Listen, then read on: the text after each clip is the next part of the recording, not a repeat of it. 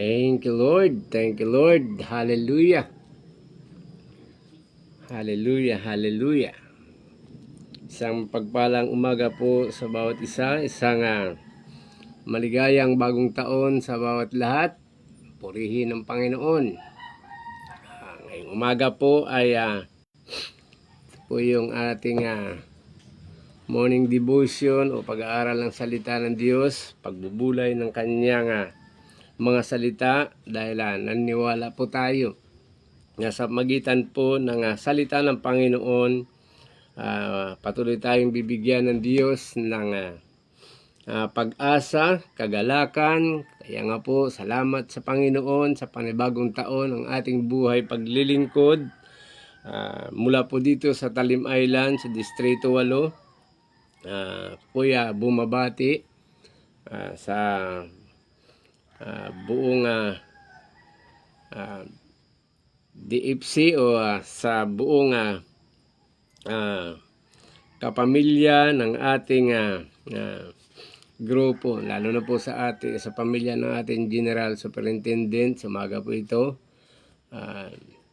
bumabati po ako ng mapagpalang umaga. Ganun din po sa bawat district supervisor at dito po sa aming supervisor kay Pastor Pedro Gondranios, sa kanyang pamilya. Ako po una ko pong binabati at nais ko rin po munang samantalahin ang umagang ito para batiin din po ang aking mga kapatid at kapwa lingkod dyan po sa Iloilo, si Pastor Buddy, si Pastor Abate, si Ate G,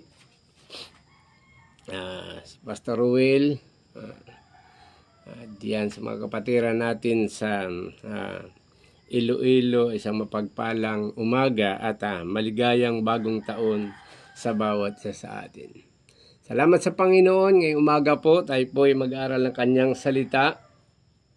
Dahil ako po ay naniniwala na sa bawat salita ng Diyos na ating mapagbubulayan, nagbibigay ito sa atin ng lubos na kapayapaan, nagbibigay ito sa atin ng pag-asa, nagbibigay ito sa atin ng tiyak na tagumpay, dahil ang salita ng Diyos ay tunay, buhay at totoo, at ang mga patunay at ang mga katapatan ng Diyos na naranasan ng kanyang mga lingkod mula ng kanyang kautusan ay kanyang ipinagawa sa kanyang mga lingkod. At napatunayan natin na sa magitan ng kapangyarihan ng salita ng Diyos, nagkaroon tayo ng tunay na pananampalataya sa ating Diyos na buhay. Kaya po, isang mapagpalang umaga po sa bawat isa. Magsisimula po tayo sa ating pag-aaral para sa salita ng Panginoon. At ako ay nagpapasalamat sa Diyos. Kaya ang background natin medyo manghirap ng signal sa loob natin. At salamat dahil maaga tayong nakapaghanda, kaya nakapaghanap tayo ng lugar kung saan tayo ngayong umaga ay sama-samang mag-aaral ng salita ng Panginoon. Hallelujah! Purihin ang Panginoon sa bawat buhay ng bawat isa. At ako'y naniniwala sa umagang ito, ang salita ng Diyos na ating mapag-aralan ay magbibigay po ito sa atin ng patuloy na pag-asa. Na sa kabila ng nakaraang taon ng ating mga buhay na ang dami pong mga trahedya, maraming mga malulungkot na bahagi sa iba't ibang buhay ng kapwa nating mananampalataya, subalit ang ating pinagpapasalamat ang mga taong tapat sa harapan ng Diyos ay hindi niya pinababayaan. Hallelujah! Po, sa umaga po ito, tayo po ay mag-aral ng kanyang salita. At nais ko po dalhin sa umagang ito ang paksa na ang pamagat, ang namumuhay ng tapat sa Diyos ay may pagpapala. Ulitin ko po, ngayong umaga, ang ating pong pag-aaralan ngayon, ito ay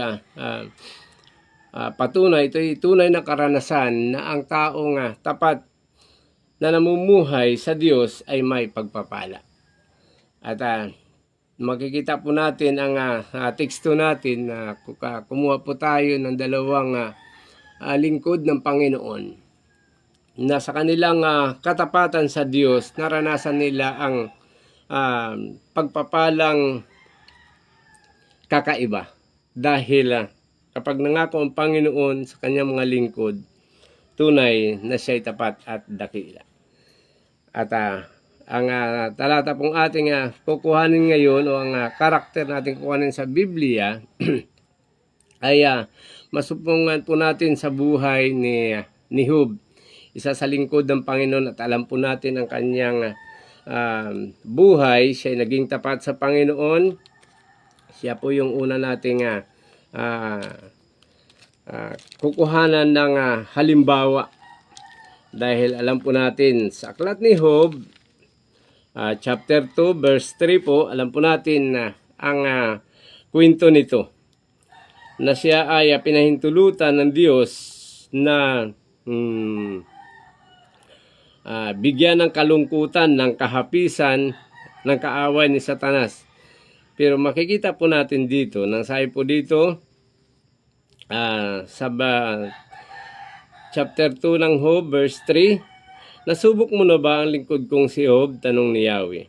Walang tutulad sa kanya sa daigdig, malinis ang pamumuhay, mabuting tao, may takot sa akin, at di gumagawa ng masama.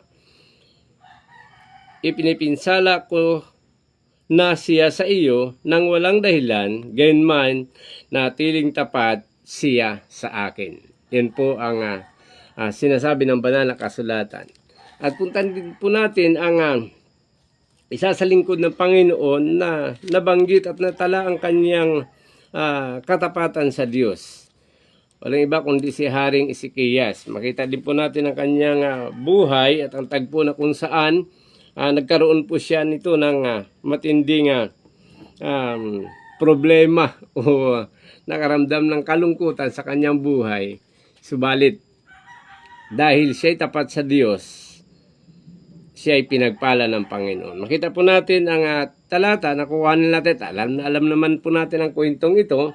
Sabi po dito sa ikalawang hari, kabanata 20 at talatang 3, ito po yung ating mababasa. Kahabagan mo ako, O Yahweh, yamang ako'y namuhay ng tapat sa iyo. Buong puso kong ginagawa ang lahat ng bagay ayon sa iyong kalooban at napataghoy siya sa matinding kalungkutan. Sige po, yan po ang dalawang karakter o yan po ang talatang ating pag-aaralan ngayong umaga para sa ating paksa. Ang namumuhay ng tapat sa Diyos ay may pagpapala. Ay muna isumadaling manalangin sa Panginoon. Oh, hallelujah. Dakila at pinupuri ka namin dakilang Diyos. Sa umaga po ito, unang Sabado po ng taong ito, na kung saan ang inyong salita ay patuloy naming pagbubulayan ito hanggang sa araw ng iyong muling pangakong pagbabalik. Nagpapasalamat din po kaming lahat sa umagang ito. Dahil kayo ang Diyos na tapat sa buong pamilya ng DFC Philippines. Salamat po, Panginoon. Purihin po kayo. Salamat po sa nakalipas na taon na kami po inyong iningatan at itinawid.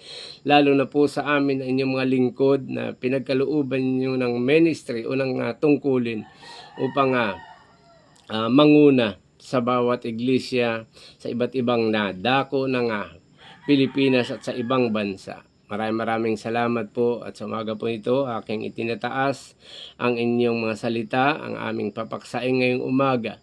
Kami naniniwala na sa magitan po ng mga patunay ng inyong katapatan sa inyong mga lingkod na nagtatapat sa inyo, namumuhay na may banal na pagkatakot. Sila ay lagi niyong pinagtatagumpay, hindi niyo sila pinababayaan, kundi naranasan nila ang lubos-lubos na pagpapala sa kanilang buhay dahil kayo ang Diyos na tapat sa inyong pangako. Maraming salamat po. Hayaan po ninyo na sa magitan ng aming pagbubulay na ito ng inyong salita, magkakaroon ng katapangan, magkaroon ng katatagan ang sino man sa amin, lalo na po hanggang sa panahon ito, kung sila man po ay may mga pangailangan, may mga problema, may hinaharap na mga suliranin. sa magitan po ng paksa naming ito. Naniwala po ako aming dakilang Diyos na mabigyan sila ng katatagan, ng pananampalataya, ng lubos na pagtitiwala na kayo ang Diyos na hindi bumibigo sa inyong pangako. Maraming salamat po. Pagpalain niyo po, patnubayan niyo po kami banal na espiritu para sa umagang ito sa aming gagawin pa sa buong maghapon na ito. Purihin po kayo. Ito po ang aming dalangin na may buong pasasalamat sa matamis at makapangyarihang pangalan ng aming Panginoong Hesus. Amen. Amen. Isang mapagpalang umaga po sa bawat isa, sa lahat po na mga sumusubaybay sa pag-aaral ng salita ng Diyos ngayong umaga.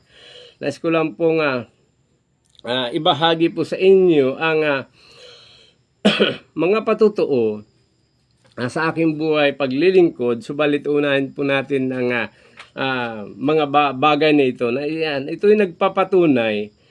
Higit sa lahat po nais ko pong bigyan natin pansin dito na ang taong tapat na naglilingkod sa Panginoon, sa kanyang pagtitiwala sa Diyos, sa kanyang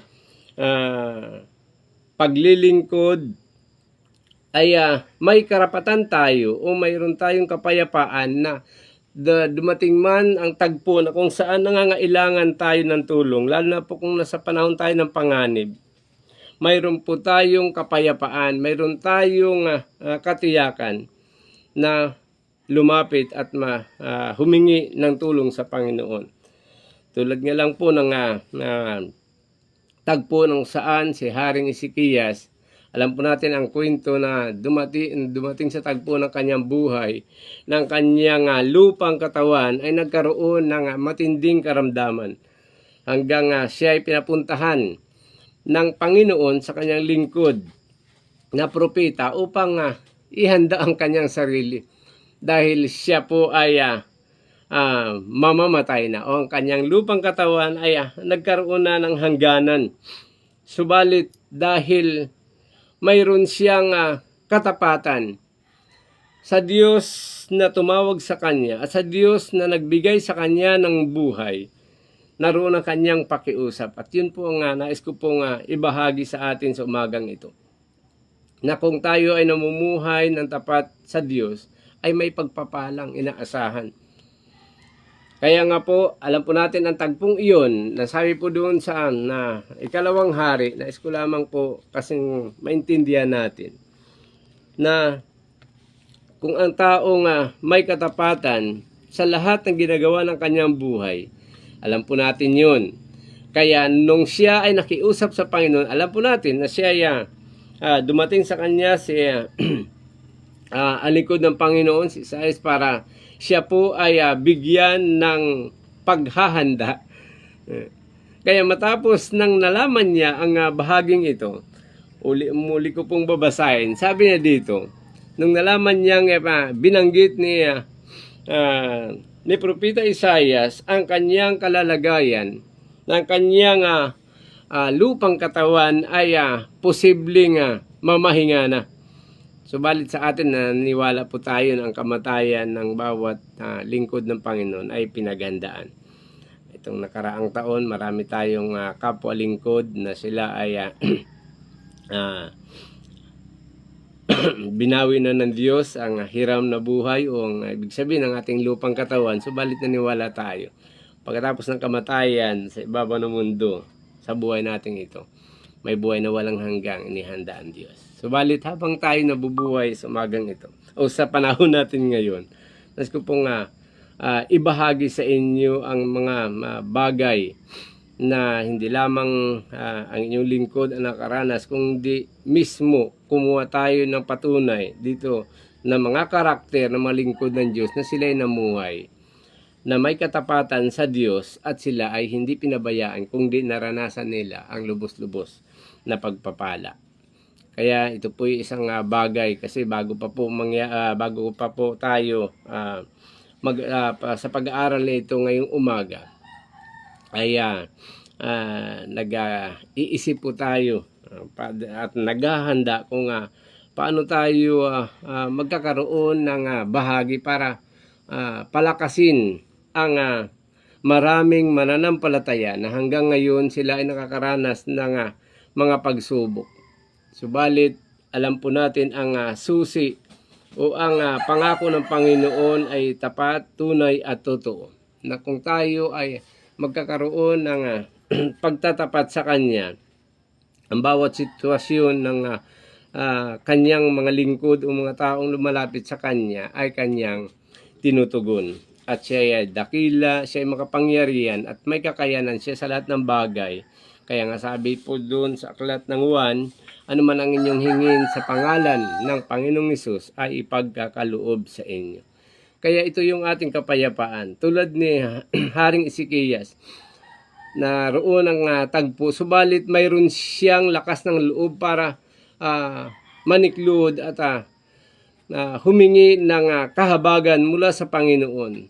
Kaya nga sabi niya, kahabagan mo ako, O Yahweh, yamang ako'y namuhay ng tapat sa iyo. Yun ang kanyang ginamit para makahingi siya ng tulong o makuha niya ang kahabagan ng Diyos dahil yun ang kanyang puhunan nung siya ay naglilingkod sa Panginoon na may buong katapatan. Sabi niya, sabi niya rito, buong puso kong ginawa ang lahat ng bagay ayon sa iyong kalooban at napataghoy siya sa matinding kalungkutan. At pagkatapos nito, umalis ang lingkod ng Diyos si Isaias, ngunit hindi pa gaanong kalayo ay sinabi sa kanya ni Yahweh, napakinggan, narinig ng Panginoon ang dalangin ng tapat niyang lingkod na walang iba kundi si Haring Ezekias, hari ng Huda. At ang sabi po dito, bumalik ka, sabihin mo kay Ezekias na narinig ko ang kanyang dalangin at nakita ko ang kanyang pagluha. Kaya, pagagalingin ko na siya, sa ika-3 araw, makakapasok na siya sa templo. Mabubuhay pa siya ng 15 taon. Hindi lamang iyan, ililigtas ko pa siya at ang lunsod na ito sa kamay ng hari ng Assyria. Ipagtatanggol ko ito para sa aking kapakanan at alang-alang sa lingkod kong si David. Ayan po, nabanggit dito si Haring David, isa din sa lingkod ng Panginoon na sa kabila na mayroon ding kahinaan, pero naging tapat din siya sa kanyang paglilingkod sa Panginoon. Ngayon, ating papatunayan na sa magitan po ng daing at kahilingan ni Haring Ezekias, dito po sa atras tayo sa Kabanata 18, makita po natin dito, babasahin na po natin ay ang bahagi na kung saan ipinakilala dito kung gaano ang pamumuhay ni Ezekias. Kaya lakas loob niyang sinabi sa Panginoon, ay kahabagan niyo po ako, aking Diyos, dahil ako naman ay namumuhay na may katapatan at ginagawa ko ang lahat ng bagay ayon sa iyong kalooban. Dito sa Kabanata 18, talatang 2 hanggang sa susunod na mga talata, ito po ang nakasulat. Nang sabi po dito, siya ay 20 taon at 25 taon noon at 29 na taon siyang naghari. Ang ina niya ay si Abi at anak ni Zacarias. Naging kalugod-lugod siya kay Yahweh. Si Haring Ezekias po ang inilalaraw ang binabanggit dito. Pagkat sumusunod siya sa mga bakas ng nuno niyang si David. Ipinabuwag niya ang mga altar ng mga burol at ipinasira ang mga rebulto, pati larawan ni Asera. Dinurog niya ang ahas na tansong ipinagawa ni Moises, sapagkat hanggang sa panahong iyon ay sinusuob pa nila ito ng kamangyan at tinatawag na Nehustan. Ang pananalig ni Ezekias kay Yahweh sa Diyos ng Israel ay hindi matutularan. Ayan po ang nakasulat ng mga naging hari ng Israel, maging sa mga sinundan niya o sumunod sa kanya. Walang katulad, ang sabi po dito. Talatang 6, natili siyang tapat kay Yahweh at hindi nagsawa sa pagsunod sa kautusan. Hindi naman siya nilayuan ni Yahweh, kaya't nagtagumpay siya anuman ang kanyang gawin. Naghimagsik siya sa hari ng Assyria at hindi na nagbigay ng buwis dito.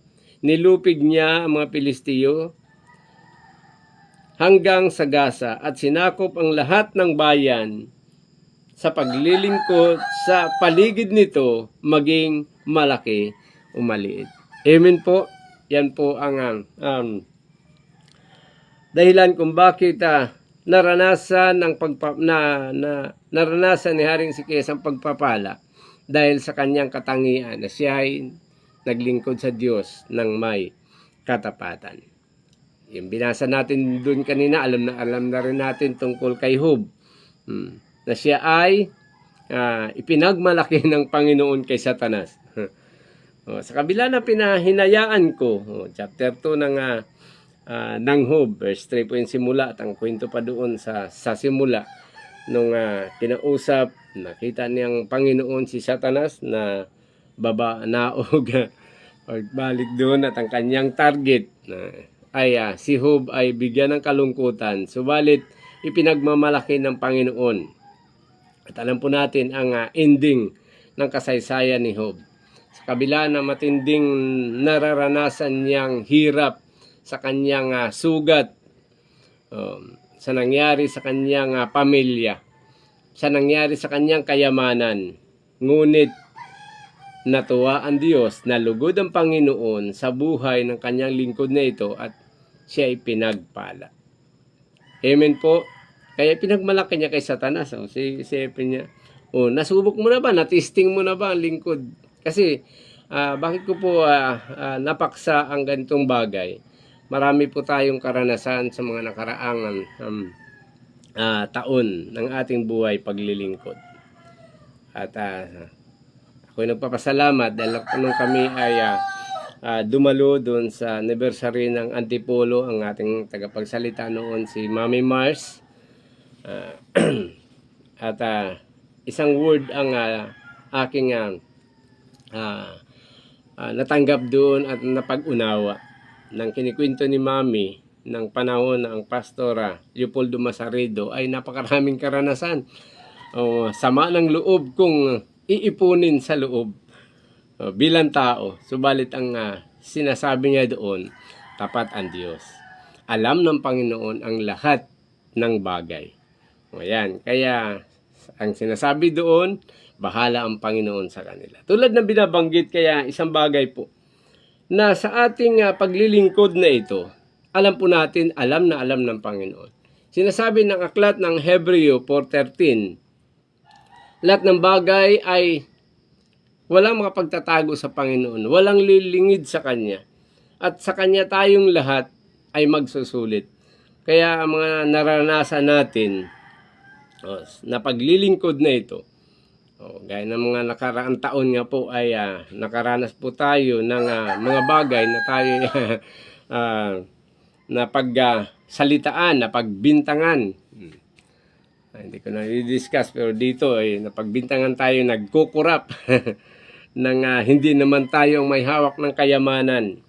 At napag-isipan ng iba't ibang bagay. Subalit, nagkaroon ako ng kapayan at natuwa nung paulit-ulit na binambanggit ni Mami Mars dun sa lugar ng Antipolo na alam ng Panginoon yan. Kaya, dahil alam natin na tayo ay namumuhay na may katapatan at alam natin kung anong ating ginagawa. Kaya hindi tayo dapat mag-alinlangan. Subalit, bilang tao, sabi nga ni Mami, doon ako napakarami. Kung si Pastor, ako nagre-react. Pero ang napakaganda dito, kapag tayo namumuhay na may katapatan, may pagpapala tayong aasahan sa ating Panginoon. Amen. Kaya, sa umaga po ito, nais ko rin po ibahagi sa inyo ang buhay, paglilingkod na narasan ko sa Panginoon. Nasimula po noong tawagin ako ng Panginoon, nag-decide akong humawak ng gawain 2007 hanggang ngayon. Marami pong karanasan tulad ni Haring Sikiyas marami siyang tagumpay naranasan sa Panginoon. Subalit yung tagpo lamang ito nung siya ay nagkaroon ng karamdaman, doon siya nagkaroon ng kahabagan sa kanyang sarili. Subalit nakukuha niya naman ang habag at pabor ng Panginoon. Bakit namuhay siya na may katapatan? Amen po mga kapatid. Kaya sa kapwa ko lingkod na nakaranas ng kahirapan sa kanilang pamumuhay, sa paglilingkod o kapwa ko lingkod sa Panginoon, marami na rin pong karanasan na akin lamang po ibabahagi sa inyo. Nagsimula po na ako'y humawak ng gawaing iyon sa lugar ng Ginungsanay. Mula po dito sa sa aming tahanan, 4 na barangay pa po yun, bumabiyahe. Dati wala pang brom-brom, wala pang single, pabangka po yun. At may isang bagay na binabanggit ng aking anak, na sabi niya, alam ba ng Diyos ang lahat ng ginagawa ng tao? Yan. Ang totoo po, yung kagaya na binanggit ko kanina dun sa aklat ng Hebreo 4:13, alam na alam ng Panginoon yan. Amen. Kaya sa tagal ng paglilingkod, ang aking masasabi lamang ay namuhay tayo, naglingkod tayo na may katapatan sa Panginoon, hindi natin inayawan, hindi natin tinalikuran, hinarap natin ang mga sakripisyo. Alam po natin yun sa mga lingkod ng kapwa nating may mahawak ng gawain, pati sarili nating bulsa, sarili nating nadadamay minsan yan. Subalit maraming salamat sa Panginoon dahil sa ating pamumuhay at pagkilala sa Kanya na siya yung Diyos na nakakaalam ng ating pangangailangan. Siya ang Diyos na nakakabatid ng ating sitwasyon. Narito tayo ngayon. Nasabi natin, mga nakailang taon, marami na tayong karanasan sa iba't ibang sitwasyon ng buhay. Nakarang taon, ang dami yan, ang daming mga balita, ang daming mga sitwasyon na nangyari. Subalit, ang tanging gawin natin, sabi ko nga kagabi sa aming unang prayer meeting, ang ginamit naman natin yung pangako ng Panginoon kay Josue, ay nabili ni Moises sa kanya sa kanilang pagtawid sa Ilog Jordan para manirahan doon sa lugar ng Kanaan. Simple lang ang habilin sa kanila, magkaroon kayo ng lakas ng loob, magtiwala kayo sa Diyos, mamuhay kayo na may takot sa Kanya upang maranasan nyo ang buhay na masagana at payapa. Kaya sa ating pagharap sa bagong yugto ng buhay na ito, sa taong 2025, ito pa rin ang dapat nating gamitin. Manatili tayong mamumuhay na may buong tiwala, may katapatan sa Diyos dahil siya ang nangako. Pagdating doon sa 13:5 at ibang mga pangako pa ng Panginoon, huwag kayong mabalisa, huwag kayong matakot. Hindi ko kayo iiwan, hindi ko kayo pababayaan. Kaya po ang aking testimony sa aking buhay, sa ating pagtatapos ay sa ngayon po, mula na ako po ay humawak ng tungkulin ng church na ngayon aking pinaglilingkuran, ay kahit napakaraming pagsubok, maraming hindrances, o maraming nagbibigay ng negatibong bagay para umayaw tayo. Kasi bilang tao, natural maranasan natin. Subalit, ang ginawa ko po ay pinagtapatan po natin ang gawain na ito na may pagmamahal na hindi nag-iisip na anumang kapalit. Basta ang ginawa natin, naging tapat tayong maglingkod sa Panginoon sa ministry o sa pagkakataon na kanyang pinagkatiwala. Kaya sa ngayon po ang aking ministry at umaasa po ako at nagpapasalamat sa Panginoon dahil nakaraang taon at ngayon ay hindi ko po ito sinasabi o hindi ko ito pinagmamalaki, kundi nagpapasalamat sa Panginoon na sa ngayon yung hinaharap na pinansyal para sa aking pamilya o sa paglilingkod pa rin ay medyo nakita ko po na naging ayos na kasi ang aking bunso, dalawa lang pong anak ko. Panganay ay nakapagtapos na rin sa college at ang aking bunso ngayon ay nakapagtapos na rin sa kanyang pag-aaral at may trabaho na. Kaya yun po isang ibabahagi ko po sa umagang ito na kung namumuhay tayo na may katapatan, lalo na po ang aking binibigyan ng punto ngayon, yung mga humahawak ng gawain, yung may mga nagsisimula pa lang. Huwag po tayo magsawa kasi ang binabanggit kay Haring Isaias, hindi siya napapagod, hindi siya nagsasawa na gawin ang pinakamabuti. Sinunod niya at natili siyang tapat sa Diyos. Kaya po, sana po sa umagang ito ang kasaysayan ng dalawa lang to silang binanggit natin, pero nais ko pong kausapin ko po ang bawat sa atin kung kayo man po ay may hinaharap na mga pagsubok sa inyong buhay o mayroong pag-alinlangan. Huwag po tayo magkaroon ng anumang pag-alinlangan sa ating buhay paglilingkod. Ang Diyos natin ay tapat. Siya ay hindi nagsisinungaling sa kanyang pangako. Kaya naranasan ng kanyang mga lingkod o sa mga nauna sa atin na siya ang Diyos na walang katulad. Kaya nga po, sa umagang ito, ang nais ko na ibigay panghuli sa ating lahat.